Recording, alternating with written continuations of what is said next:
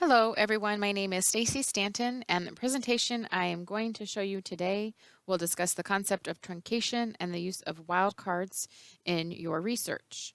These terms may not be familiar to you and you may not be familiar how you would use them to execute a search. So before we proceed any further, I want to point out that the asterisk as shown in the magnifying glass on your screen is the most commonly used and probably the most familiar wildcard. Others do exist and can perform similar functions and may appear as a question mark, dollar sign, or exclamation point. I will focus on the asterisk mainly for the reason that it is the most commonly used. For the purpose of this presentation, I will be showing you how to perform a search using the asterisk wildcard in the ProQuest dialog database. So first, a definition of truncation. Generally, truncation means to cut something off or to shorten. According to the Librarian's Guide to Online Searching by Christopher C. Brown and Suzanne S. Bell, truncation is one of the most useful and used features of databases. The authors go on to say that truncation allows searchers to find variations of words, such as plural forms or word suffixes. For the wildcard known as the asterisk, how would you use this to truncate a search? You simply use this wildcard anywhere in the term where you wish to allow for variations, most often at the end. So in the example shown, by placing the asterisk at the end of environ, you can retrieve variations of that term that will include environment, environments, environmental, environmentalists, etc.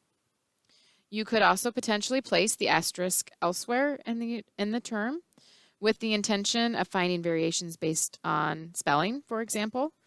However, for the sake of time, we won't go into that. I just wanted to make sure you knew that was an option, that it could be placed elsewhere other than the end of the term, though that is the most common.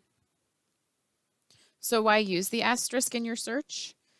Again, to refer to the example, typing in just the term environment will likely only return results with that term.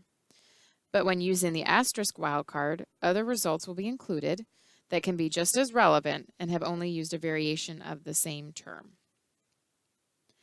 However, in some cases, when you are searching for a specific term, you may want to consider whether using truncation is going to be helpful in your search. And sometimes it will not be, and that's okay.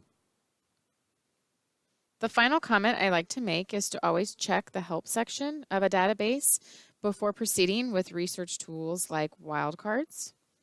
Some databases use different wildcards, as I mentioned, and some may not use any, but more than likely the asterisk wildcard will be the most commonly used and can certainly be beneficial in your research, simply by finding more relevant results by including the variations of a term. And at the bottom of your screen, I wanted to point out that I think it's great how ProQuest Dialog includes search tips right under the search bar. And they even include an example of the asterisk wildcard and how you would use that in your search. I hope you have a better understanding of how and why to use truncation, specifically the asterisk wildcard, in your future research. I recommend Brown and Bell's text for further reading on wildcards, as this is just the tip of the iceberg. I hope you found this presentation informative, and thanks for watching.